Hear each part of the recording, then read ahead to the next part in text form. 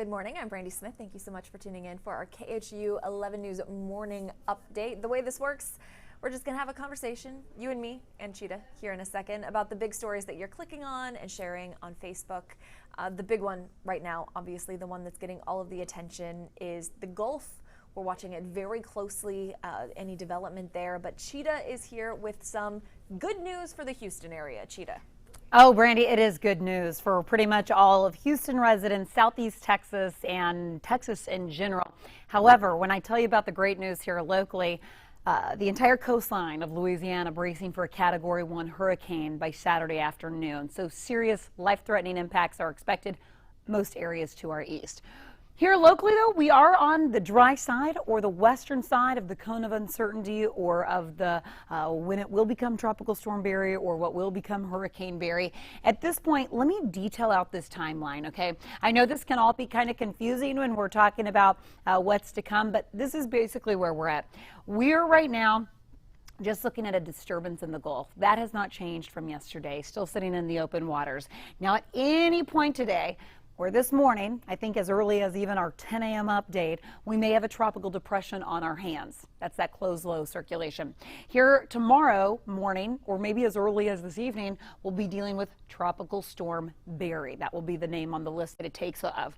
Now, from Friday morning through Friday evening, we keep this at a tropical storm strength, but then Saturday morning, we're expecting this to become a hurricane, a Category 1 hurricane with winds, maximum sustained winds at 75 miles per hour. To deem that a hurricane, of course, it'd be at 74 miles per hour. So that's a low-level, weak hurricane, but still we're dealing with a Cat 1 hurricane expected to make landfall along the central portion of the coastline here of Louisiana, continuing in that northward trend, and then Baton Rouge. So these are all areas along the coastline here are bracing again for life-threatening, extremely serious impacts.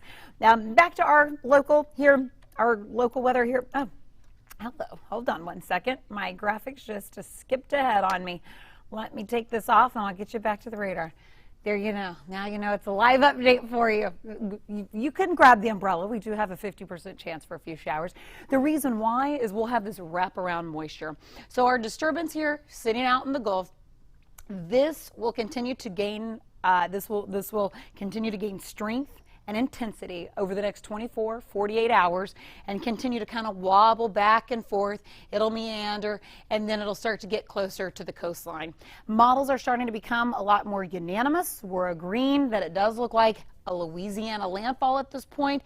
And the arrows that I have circulating around that area of low pressure or that disturbance, showing you where this tropical moisture is headed. Now notice already from yesterday and right now, the coast and right along the areas of concern are already feeling some impacts from this tropical moisture. Again, those outer bands working around. We are going to see this afternoon about a 50% chance for scattered showers, even a few thunderstorms from some of that tropical moisture as well. Now you're waking up this morning to a dry radar. So out the door for your Thursday, you really don't have any cause for concern, and even this afternoon, those of you who get those thunderstorms, it won't be that bad. We're talking between about a half to an inch and a half of rain. Notice though, here's Beaumont, there's Galveston here. Now notice what a split of these rainfall totals, and then once you get into portions of Louisiana, some of our accumulations are between 10 and 20 inches of rain. So again, life-threatening, serious impacts expected along the Louisiana coastline come Saturday and Sunday. Let's get to the rainfall forecast here locally. Future track keeping us mostly dry. Here's 5 o'clock. Notice the showers become a little bit more widespread. A few thunderstorms pop up, and then that's about it. We quiet things down overnight for our Friday. So Friday, waking up early. Again, we're mostly quiet and calm. Here is that disturbance, which at this point, Friday midday, will be Tropical Storm Barry. This is expected to intensify from Friday afternoon to Friday evening, Saturday morning into our hurricane. You'll also notice, you'll start to see how tighter the circulation is, and it gets a lot more organized, and that's saying, hey, we've got serious conditions on our hand as all this wraparound moisture, these outer bands continue to move across portions of the Louisiana coastline. Taking you into your Saturday afternoon, this is when we're expecting landfall sometime early afternoon. Earlier this morning, I was expecting more of a Saturday evening landfall. It looks like it's maybe jumping ahead just a little bit, which is also good news even for us here locally. The shorter amount of time that this has to stay in the open waters in the Gulf, it'll have less time to either change direction or intensify. So everything on track as of right now for a Louisiana landfall. Let's talk about the winds associated with this. Again, maximum sustained winds up to 74 miles per hour, but notice through Saturday afternoon and evening, these wind gusts will be anywhere from 40 to 50 miles per hour. Here locally, we could even catch maybe 25 to 30 mile per hour winds come this upcoming weekend. Fast forward, this is tomorrow morning, 6 a.m. We're looking at upper level steering currents, and what is helping drive this disturbance at this point, or what will become Hurricane Barry, just to the north. This trough is going to help pick this disturbance up at this point. So after making landfall, instead of this either steering left or steering right, it's going to head just straight to our north. So it's going to have a direct south to north motion, all thanks to this big trough. It's going to continue to bring it up in the upper levels of the atmosphere. Today, you're waking up, not a bad start to the day in Galveston. You've got clouds in place, high humidity, temperatures already feeling in the mid upper 80s, so sticky start to the day. Temperatures build today to 95. Notice that 40-50% chance this afternoon of an isolated shower to an afternoon thunderstorm. Your 7-day forecast, you'll probably notice a few things. Today, rain chances have stayed just about the same as what we were forecasting the past couple days. However, notice these days. Big changes in the percentages here. Notice how we keep them less than a 50% chance. I have that teetering back and forth between about a 30 to a 40% chance, with accumulations beginning today pretty much through Monday of about a half and a half of rain. A difference here from what we were expecting yesterday morning at this time. I'll give you one last look at the official track from the National Hurricane Center. If you did go to bed early last night, you haven't seen this. This is new information. So the name is the same from yesterday, Potential Tropical Cyclone 2. At many time, and I think by our 10 a.m. update, we will have a tropical depression on our hands. It doesn't really mean much to you, except it's gaining strength and organization. And then we'll have Tropical Storm Barry. Tropical Storm Barry will then intensify as a Category 1 Hurricane Barry just before making landfall, again across portions of the Louisiana coastline. This forecast track, when you see this line, that's indicating where the National Hurricane Center thinks that our direct landfall will be. And notice how that's basically right in the middle of the cone of uncertainty. So we're saying this could slightly shift westward, slightly shift eastward, but either way, it looks like a Louisiana coastal landfall event. But this line may shift back and forth as we get a little bit closer. And of course, if that does, we will let you know. But bracing for landfall, bottom line, Saturday, maybe early afternoon at this point, is a Category 1 hurricane. It'll have the name Barry. We stay on the dry side. Minimal impacts expected, all in Texas, southeast Texas, and in North Texas. This thing is going to continue right up north to Louisiana. If you're wondering why there have been so many changes over the past couple days to today, data in yesterday from the hurricane recon planes, and we've had better time to assess this area of low pressure. The closer that it gets, of course, to land, and the more data we collect, even better information will come in. If this changes, we will let you know. But as of right now, Brandi, most models are pretty unanimous. And the good news is we're really coming to an agreement of where this thing is headed, and it keeps us really on the clean side. I'll send it back to you. Chita is amazing. Just another reminder, we can't emphasize this enough, that you should check back in at least a couple of times a day. This information can change so quickly. You know, as the hurricane hunters go up, as the National Hurricane Center kind of tweaks its forecast. So it's kind of homework, consider it. Check maybe when you wake up before you go to bed, because again, so much can change in that time. Also want to plug our KHOU 11 News app. You can set it just to do weather alerts. I know I sometimes get bombarded by all of the alerts from all of the different apps that I have, but you can tweak it just so that during hurricane season, we're keeping you up to date with the newest information we have on the Gulf. Our KHOU 11 Severe Weather Guide is also available on khou.com. You can download it there. We also have a list of places around town where you can pick one up.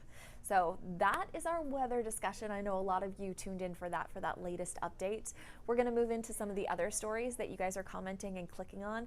Reminder, leave your comments and questions down below, and we'll try to circle back to those. I'm just going to hit these really quickly, though, because weather has really been dominated in conversation over the past couple of days, so we haven't seen a ton of reaction, but of the stories that aren't weather related, these seem to be the ones you're showing the most interest in. So we're going to start up in Cypress. I want you to meet this couple. They are disabled veterans. They've made several tours. You're meeting Marquina and Kenneth Moore. Okay, so they went shopping at HEB the other day up in Cypress, parked in a handicapped spot because they do have a plate on their car that says disabled veterans, and according to the Texas DMV, to qualify for that, a person has to be certified by the Veterans Administration to have a 50% service-related disability or 40% due to amputation of a lower extremity. Basically, Texas DMV has done the homework and certified that these folks are disabled. So they park in a handicap spot, they go in, they go shopping.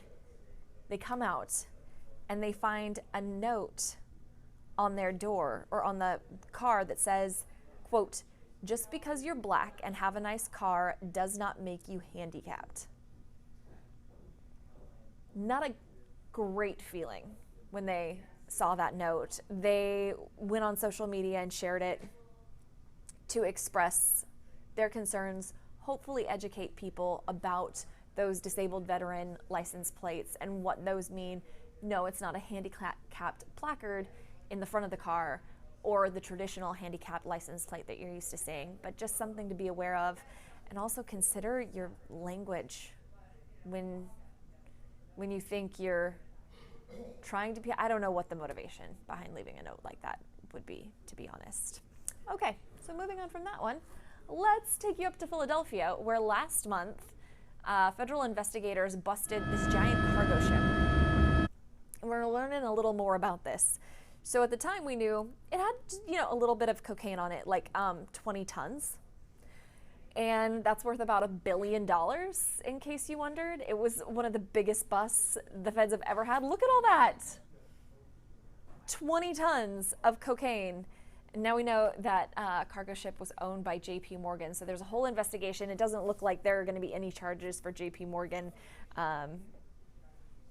because there are so many levels between it and who was managing the cargo ship. But you can read more about this on khou.com.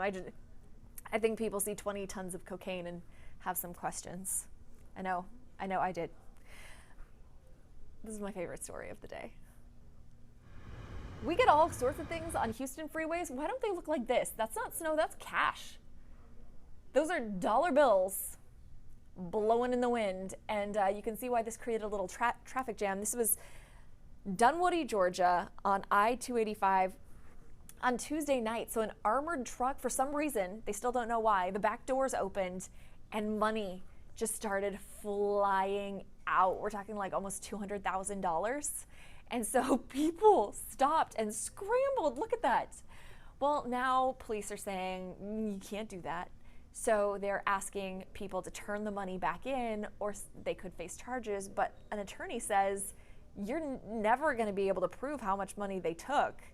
So these folks could turn in a $5 bill and say, oops, sorry, and keep whatever else they grabbed.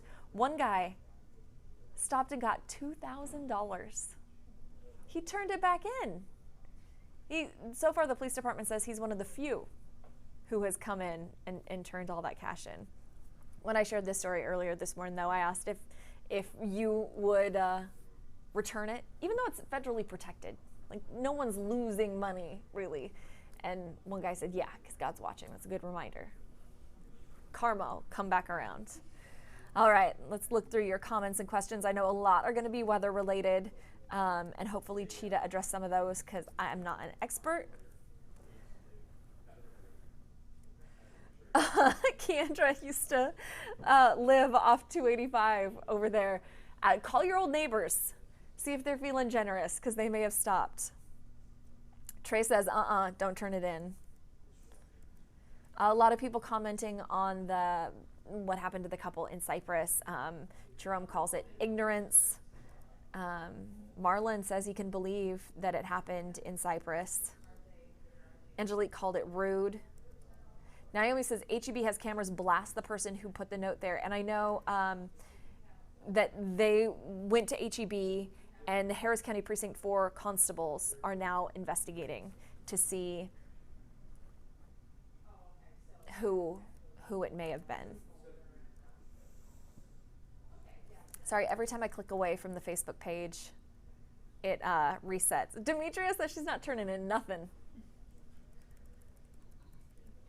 That I just had to pay a $2,000 deductible to fix my roof. And I gotta be real, like any amount of cash right now sounds very nice, very nice. Good morning to so many of you who are tuning in. I just saw Kristen's note.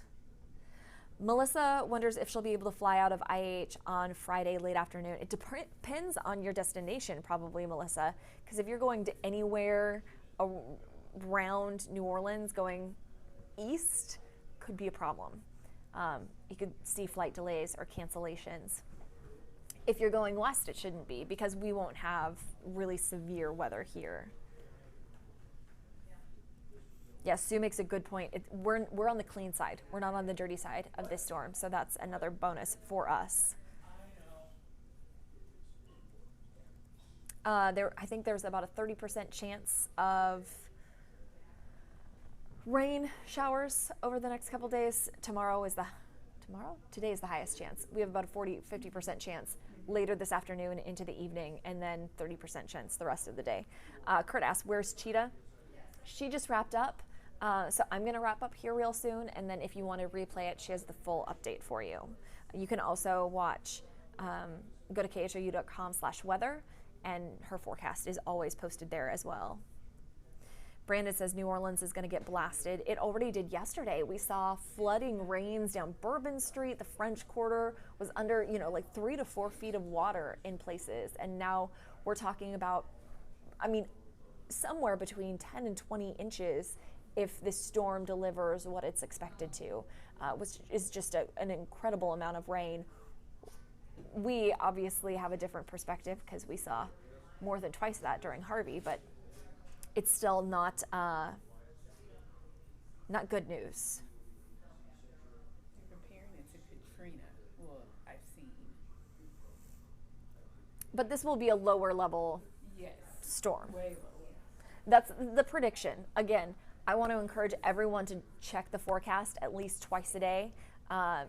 Maybe give it 8 to 10 hours in between, because things change so rapidly. Even overnight, we'll get new updates from the National Hurricane Center. And the update we got with the new cone, that came out last night after I had already gone to bed. So I woke up and saw that. That was some good news. And I will check again before I go to bed. You should do the same.